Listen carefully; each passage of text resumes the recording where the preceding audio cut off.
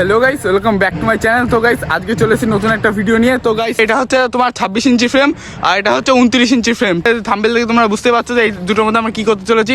তো এই দুটোর মধ্যে আমরা এখন ভার্সেস করব। তো এই দুটো সাইকেলের মধ্যে আমরা এখন ভার্সেস করব। তো দেখা যাক কোনটাতে ভালো স্টান্ট করা সম্ভব হয়। তো দেখি, চলো আজকের ভিডিও বেশি না বকে শুরু করা যাক। এই সাইকেলে হুইলি মারবো, তো চলো।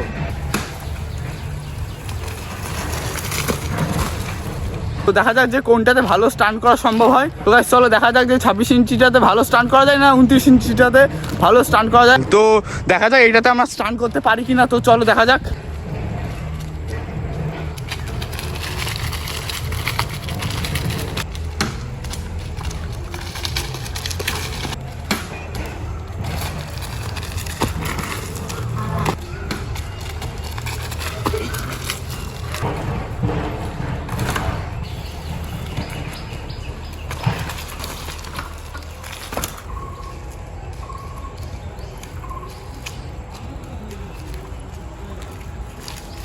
তো গাইস এটাতে স্টান্ট কেমন লাগলো? তো গাইস 26 ইঞ্চি স্টান্টটা তোমাদের কেমন লাগলো কমেন্টে জানিও। 29 ইঞ্চি ফ্রেমে এইবার আমরা স্টান্ট করবো। তো চলো দেখা যাক।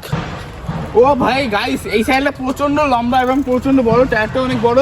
তো মনে হচ্ছে স্টান্ট করতে একটু অসুবিধা হবে। তো চলো দেখা যাক কেমন কি আমি স্টান্ট করতে পারি কিনা। তো চলো।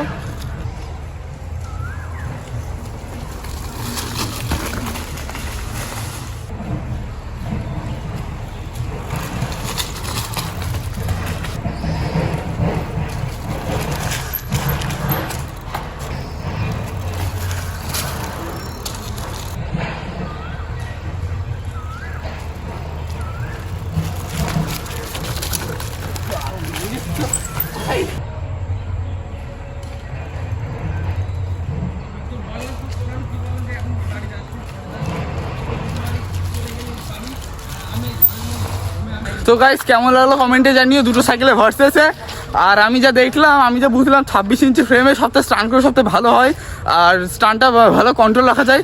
আর 29 ইঞ্চি ভালো কন্ট্রোল রাখা যায় না, একটু সমস্যায়, তাছাড়া স্টান্ট ভালো হয়। এবার তোমরা বলো কমেন্টে যে কোনটা তোমাদের ভালো লাগলো, 29 ইঞ্চিটাতে নাকি 26 ইঞ্চিটাতে। তো কমেন্টে জানিও। তো গাইস ভিডিওটা ভালো লাগলে প্লিজ এটা লাইক করে দিও। So by.